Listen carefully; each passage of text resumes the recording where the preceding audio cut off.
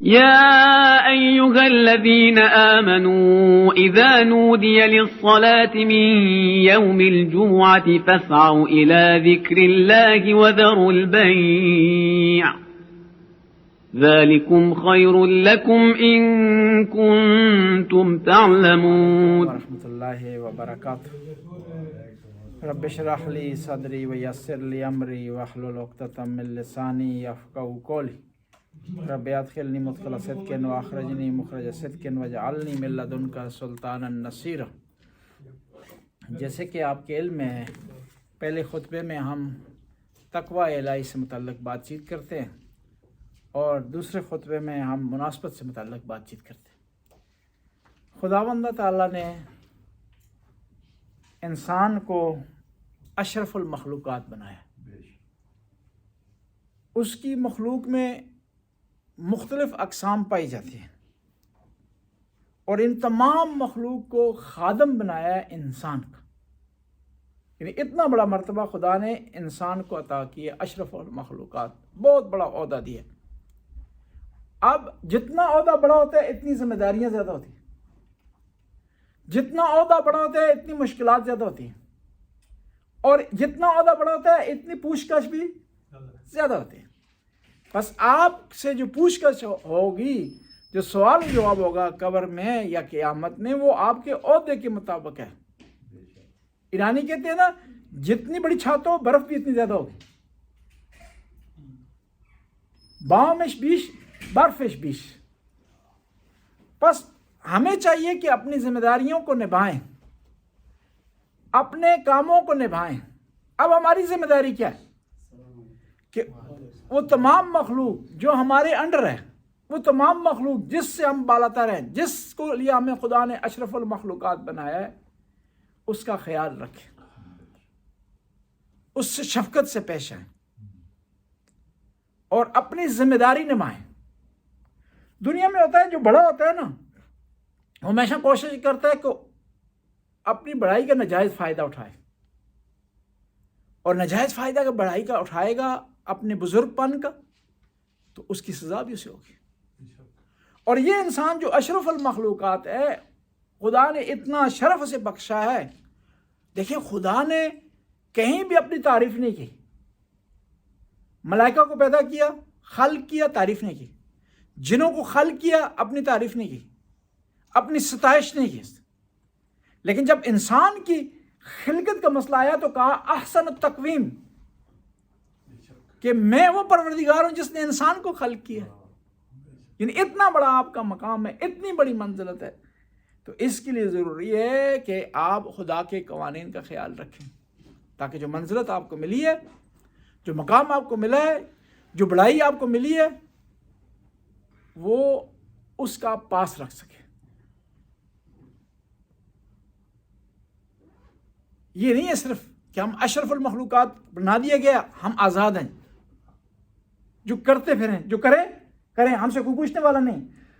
نہیں، اشرف المخلوقات ہونے کا معنی ہے کہ ہم ذمہ دار ہیں، دوسری مخلوق کی نسبت ذمہ دار ہیں، اپنے رشتہ داروں کی نسبت ذمہ دار ہیں، ہمسائے کی نسبت ذمہ دار ہیں، دوستوں کی نسبت ذمہ دار ہیں، اپنی اولاد کی نسبت ذمہ دار ہیں، اپنے والدین کی نسبت ذمہ دار ہیں. اور یہ ذمہ داری ہمیں دی گئی ہے اعزاز کے طور پر، اور جتنا بہتر اس ذمہ داری کو نبھائیں گے اتنا بڑا مقام ہمیں ملے گا.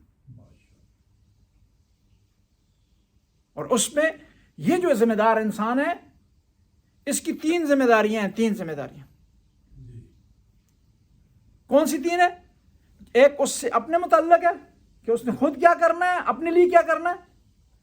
نمبر 2، دوسری مخلوق کے لیے اس نے کیا کرنا ہے، اور اپنے پروردگار کے جو حق و حقوق ہیں اس کو کس طرح ادا کرنا.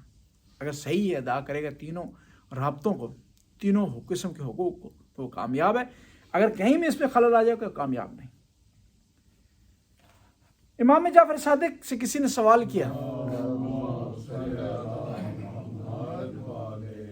سألہ رجل علیہ السلام، کسی نے امام جعفر صادق سے سوال کیا، ان یتعلمہ ما ینالو मिनहु खैरुद्दुनिया वल आखिरा, कि ए मौला मुझे कोई ऐसा वजीफ़ा बताएं जिसमें मेरी दुनिया और आखिरत की भलाई हो। हम बाज़ को उलमा से वजीफ़े मांगते हैं ना कि बीवी मुझसे राज़ी हो जाए, मुझे वजीफ़ा बताएं, दोस्त मुझसे राज़ी हो जाए, मुझे वजीफ़ा बताएं, मैं पढ़ाई में कामयाब हो जाऊं, इम्तिहान में पास हो जाऊं, मुझे वजीफ़ा बताएं। वजीफ़ा मौलवी से पूछने की ज़रूरत नहीं है, खुदा ने बता दिया है, मेहनत वजीफ़ा है, मेहनत। बीवी से अच्छे ताल्लुकात रखने हैं तो ये ज़बान को कंट्रोल करें, यही वजीफ़ा है, और कोई वजीफ़े की ज़रूरत नहीं है। 1000 दफ़ा कुरान पढ़ें, सुबह शाम नमाजें पढ़ें, ज़बान इतनी लंबी हो तो बीवी का अखलाक कभी भी आपका अच्छा नहीं होगा आपसे। वजीफे पे वजीफा करते रहे, दुआ पे दुआ पढ़ते रहे, सर पे पूरी दुनिया रख लें, कुरान तो दूर की बात है, पूरी दुनिया सर पे रख दें और कहें कि जो है वो दुनिया आपसे अच्छी हो जाए। अच्छी नहीं होगी जब तक आप अपनी ज़बान पर कंट्रोल नहीं करेंगे, अपनी ज़बान को सही जगह इस्तेमाल नहीं करेंगे, किसी की गिबत नहीं करेंगे, तोहमत किसी पर नहीं बांधेंगे, किसी को बेजा नहीं डांटेंगे, मखलूक खुदा की मदद करेंगे। तो सारे वजीफे हैं ये। हम बाज़ औक़ात गलत समझ बैठते हैं, वजीफा पूरा कुरान वजीफा है, ये पूरा कुरान, इसको पढ़ें, समझें, अमल करें। कुरान रब बेखानिद बेफामिद अमल इश्कुनिद हमें दुआ आस्तिश न्याज नहीं, इसके पीछे दुआ भी नहीं, दुआ निविस भी रीत की बरेशमा दुआ भी नहीं से। ज़रूरी नहीं है कि आप किसी जो है मौलवी के पास जाएं, किसी पीर के पास जाएं, किसी जो है दुआ लिखने वाले के पास जाएं। खुद अपनी ज़िंदगी को सही कर लें तो मामला आपका हल हो जाए। इस शख्स ने कहा कि मौला मुझे कोई ऐसा वजीफ़ा बताएं कि जिसमें मेरी दुनिया और आखिरत की भलाई हो, वला युतव्वल अलैह, और ये वजीफ़ा लंबा भी ना हो। बाज़ का लोग हमसे आते हैं ना, कहते हैं कि वजीफ़ा बताएं, हम कहते हैं सूरह यासीन पढ़ें, ये पढ़ें, कहते नहीं मौलाना से शार्ट बताएं, शार्ट कोई शार्ट। और बाज़ का लोग क्या कहते हैं ये 500 करोड़ लें, खुद ही वजीफ़े करें आप। नहीं हमने नहीं करने, मुश्किल तुम्हारी है, वजीफ़ा हम क्यों करें जी। वो जिस तरह मशहूर मारूफ मिसाल है, एक आदमी मौलाना के पास गया, उसको कहा कि मेरी बेटी की तलाक पढ़ दें, तो मौलाना ने तलाक पढ़ दी, गवाह थे सारा कुछ। अब उसने कहा कि अभी इस मेरी बेटी की जो आपने तलाक पढ़ी, इसका फलां आदमी से निकाह पढ़ दें। तो मौलाना ने कहा नहीं ऐसे नहीं हो सकता, इद्दत रखनी पड़ेगी। उसने जेब से 15 रुपये निकाले, कहा 5 निकाह पढ़ने के, 5 तलाक पढ़ने के और 5 इद्दत रखने के, कि मौलाना साहब इद्दत भी तुसी रखो जी। इद्दत खुद इतने का नहीं, कुछ सारे काम मौलाना ने नहीं करने, आपने भी कुछ करना है। जिस तरह एक आदमी की औलाद नहीं हो रही थी ना, तो पीर साहब के पास गया, कहा तवीज़ दें। पीर साहब ने तवीज़ लिखा, उसने कहा तवीज़ तो ले रहे हो, खुद कुछ भी हरकत बरकत करनी है तब होगा, सिर्फ तवीज़ से काम नहीं चलेगा जी। यानी इंसान को खुद कोशिश करेगी तो तब जो है वो मामला आगे बढ़ेगा। पीर ने कुछ काम नहीं करना, और कुरान ने यही हमें बताया। इमाम ने एक जुमले में उसको दुनिया और आखिरत का दर्स दे दिया। जिसने इमाम से कहा था कि मुझे एक ऐसा वजीफ़ा बताएं मुझे दुनिया और आखिरत में मेरी भलाई हो जाए और लंबी बात भी ना हो, लंबा वजीफ़ा भी ना हो, तो इमाम ने फरमाया ला तकज़िब, झूठ ना बोलो, दुरूगोई ना करो, इसमें तुम्हारी दुनिया की भी भलाई है और आखिरत की भी भलाई। एक जुमला है, पूरे आमाल का मेवर है। एक शख्स जो है वो पैगंबर के पास आया, आकर कहने लगा मैं बहुत से गुनाहों में मुब्तला हूं, मैं गलत कार्य भी करता हूं, मैं अपना मुंह काला भी कर लेता हूं, बाज़ औक़ात मैं शराब भी पीता हूं, ये काम भी काम करता हूं, लेकिन मुझे जो है झूठ भी बोलता हूं। मुझे सिर्फ एक चीज से आप मना करें, सारी चीज़ों से नहीं रोक सकता हूं, आपकी बारगाह में आ गया, एक मेमन ने कहा झूठ ना बोलो। अब वो गया, गुनाह की तरफ जाने की कोशिश की, तो फौरन ज़हन में आया कि पैगंबर की बारगाह में हाजिर होऊंगा, पैगंबर से वादा किया झूठ नहीं बोलना, और ये काम भी गलत अगर मैंने किया, झूठ भी नहीं बोलना, मैंने सच बताना, तो किस चेहरे के साथ पैगंबर की बारगाह में हाजिर होऊंगा। वहां से काम से रुक गया, चोरी की तरफ जा रहा था, वहां से रुक गया, और फिर पैगंबर की बारगाह में हाजिर हुआ और कहा या रसूल अल्लाह میں نے آج کے دن جھوٹ بھی نہیں بولا اور کوئی گناہ بھی نہیں کیا.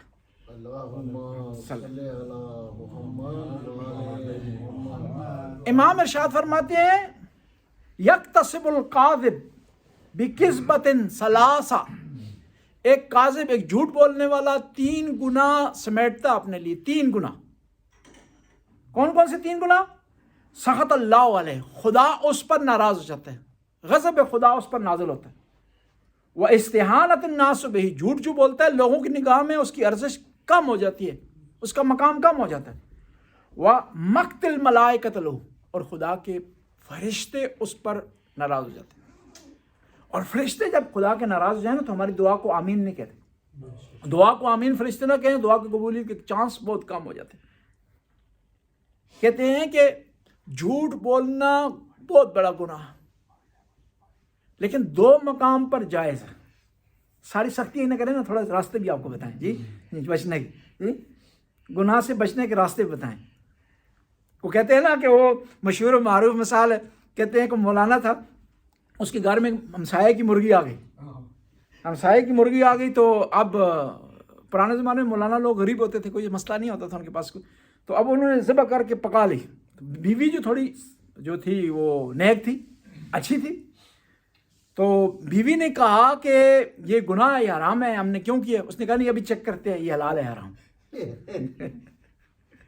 ابھی چیک کر لیتے. اس نے کہا کس طرح؟ کہا یہ تم نے پکائی ہے نا جس دیشکے میں، اس کو الٹا کرتے ہیں، نیچے اگر ترامی میں آ گیا نا، نیچے تھال میں مرغی اگر آ گئی تو حلال ہے، اگر نہیں آئی تو حلال نہیں ہوگی. یہ تو خود آ گئی نا، اب ہماری طرف آ رہی ہے. تو ابھی آپ کو راستے ہی بتاتے ہیں جو جہاں جہاں جھوٹ آپ بول سکتے ہیں. یہ فرماتے ہیں الکذب مذموم، امام فرماتے ہیں یہ قابل مذمت ہے جھوٹ بولنا، الا فی امرین، مگر 2 جگہ پر آپ جھوٹ بول سکتے ہیں. دفع الشر الظلمہ، ظالم آدمی سے چھٹکارے کے لیے، ظالم آدمی سے چھٹکارے کے لیے جھوٹ بولنا جو ہے وہ جائز ہے. وہ اصلاح ذات البین، 2 مسلمانوں کا آپس میں جھگڑا ہو گیا، لڑائی ہو گئی ہے، اب اگر آپ جھوٹ بولتے ہیں تو صلح ہو جائے گی، اگر سچ بولیں گے تو مزید لڑائی آگے بڑھے گی. حکم ہے کہ وہاں جھوٹ بول کے صلح کروا دیں. بس یہ 2 مورد ہیں کہ جہاں پر آپ جو ہے وہ جھوٹ بول سکتے ہیں. اصل میں اسلام کا مقصد یہ ہوتا ہے نا، چیزوں سے روکتا بھی اسلام اس لیے تاکہ معاشرے میں اصلاح ہو. سچ اس لیے کہا جاتا ہے سچ بولتے ہیں کیونکہ معاشرے میں اس میں آشتی آئے گی، آرام آئے گا، سکون آئے گا. اور اگر سچ بولنے سے فتنہ بڑھتا ہو تو پھر حکم تبدیل ہو جاتا ہے. اس طرح روزہ رکھنا واجب ہے لیکن مریض کے لیے واجب نہیں، بیمار کے لیے واجب نہیں. اس لیے حکم تبدیل ہو جاتا ہے کہ آپ نے حکم کو تبدیل کرنے کے لیے، ایک ظلم سے بچنے کے لیے، صلح کروانے کے لیے آپ جو ہے وہ جھوٹ بول سکتے. اور لیکن وہاں بھی کوشش کریں، پہلے مرحلے میں توریہ کریں، جھوٹ نہ بولیں. توریہ یا ایہام، کہ ایک لفظ کے 2 معنی، آپ اور معنی نیت کر رہے ہیں اور مخاطب کے لیے اور معنی سمجھا جا رہا ہے، تو یہ کہتے ہیں ایہام ہے.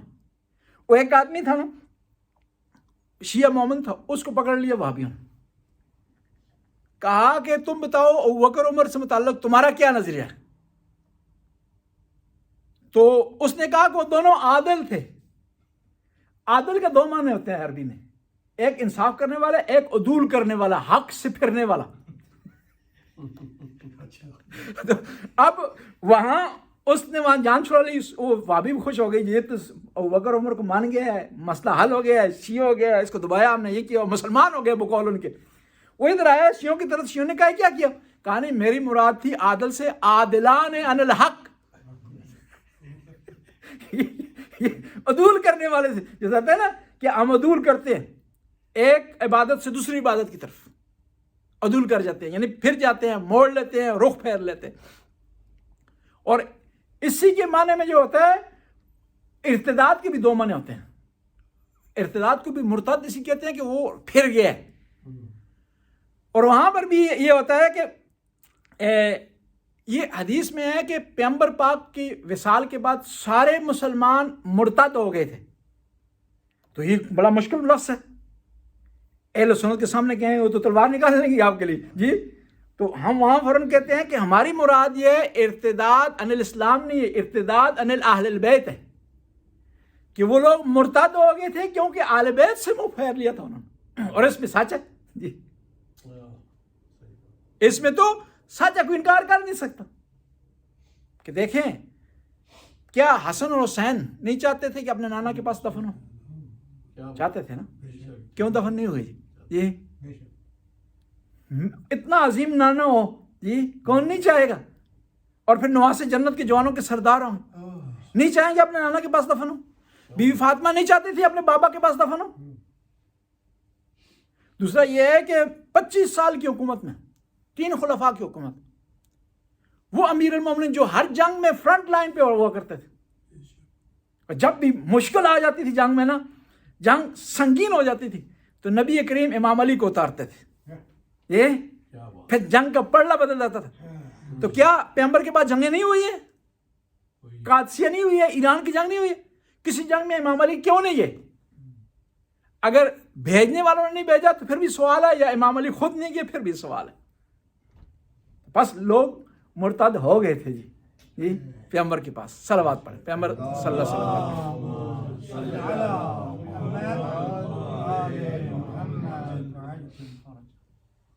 اور اب بعض اوقات شک ہو جاتا ہے ہمیں کہ جو بات ہم کر رہے ہیں سچ ہے یا جھوٹ ہے، پھر کیا کرنا چاہیے؟ بعضوں کو نمیفهمیم این حرفی که به مردم میخوایم منتقل کنیم دروغ ہے یا راست. اس موقع پر ضروری ہے کہ ہم جس آدمی نے بات کی ہے اس کی طرف حوالہ دے دیں.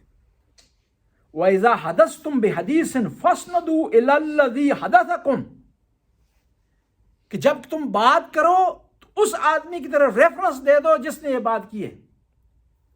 فَإِنْ كَانَ حَقًّا، اگر سچی ہوگی، فَلَكُمْ، تم اس میں شریک ہو، تمہیں ثواب ملے گا. فَإِنْ كَانَ كِذْبًا فَعَلَيْهِ، جب جھوٹ ہوگا تو گناہ اس کو ملے گا جس نے جھوٹ بولا ہے. اس کے لیے بہتر یہ ہے کہ آپ فوراً یہ کہہ دیں کہ فلاں آدمی نے.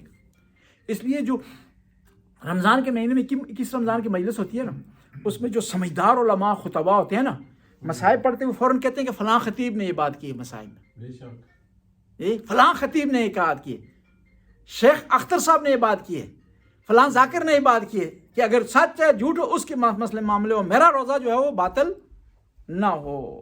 ایک صلوات پڑھیں.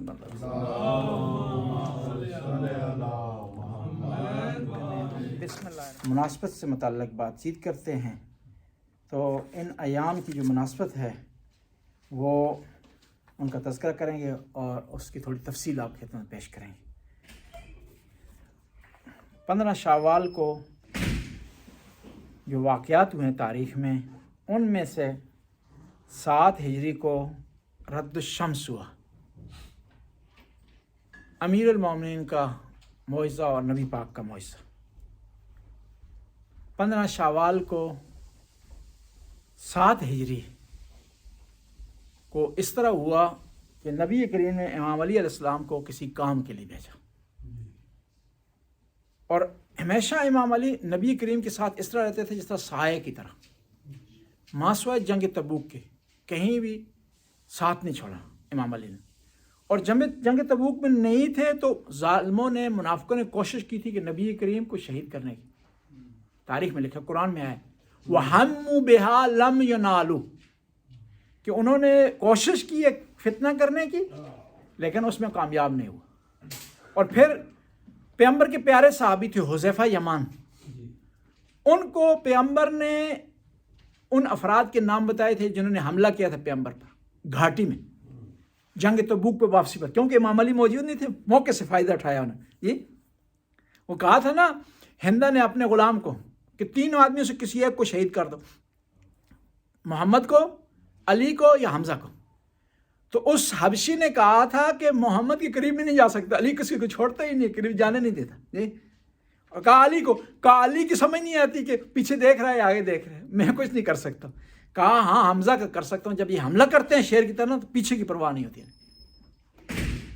تو امام علی کو کسی کام کے لیے بھیجا پیغمبر گرامی نے، اور اس کام سے جب واپس آئے تو پیغمبر گرامی تشریف فرما تھے تو امام علی بیٹھے تھے تو پیغمبر نے اپنے زانوں کو، اپنے سر کو پیغمبر نے اپنے سر کو امام علی کے زانوں پر رکھا اور سو گئے، اور اتنے میں عصر کا وقت گزر گیا،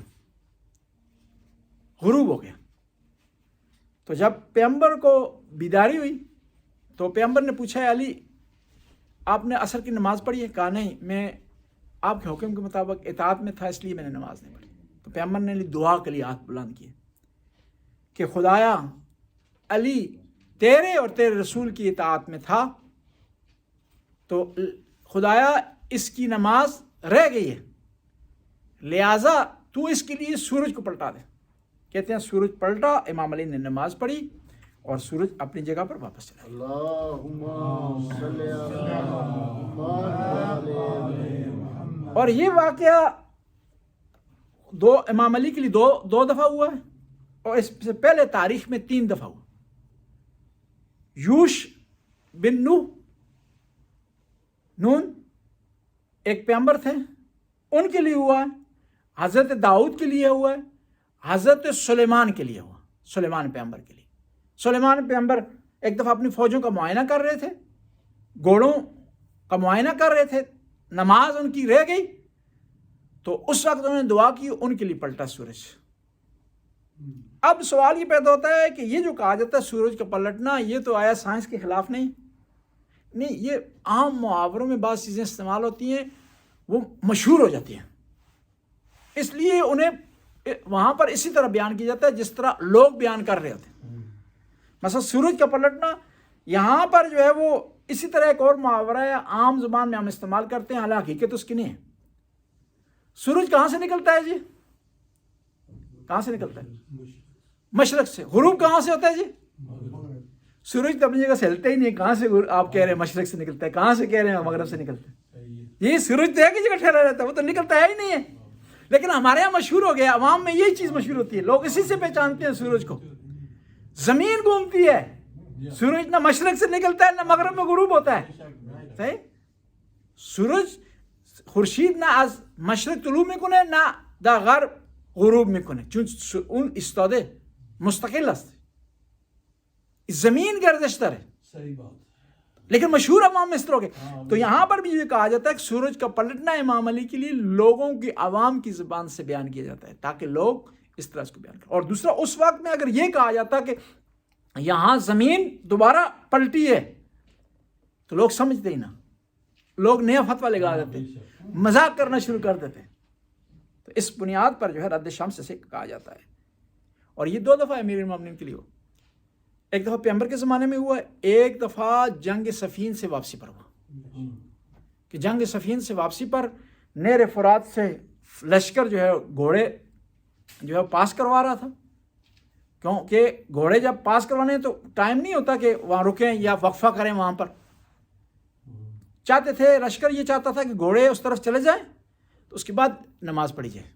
تو ایک گھوڑے پاس کرواتے ہوئے، کیوں گھوڑے تو آپ کے ٹائم کے مطابق تو نہیں چلیں گے نا، انہوں نے اپنے ٹائم سے مطابق چلنا ہے۔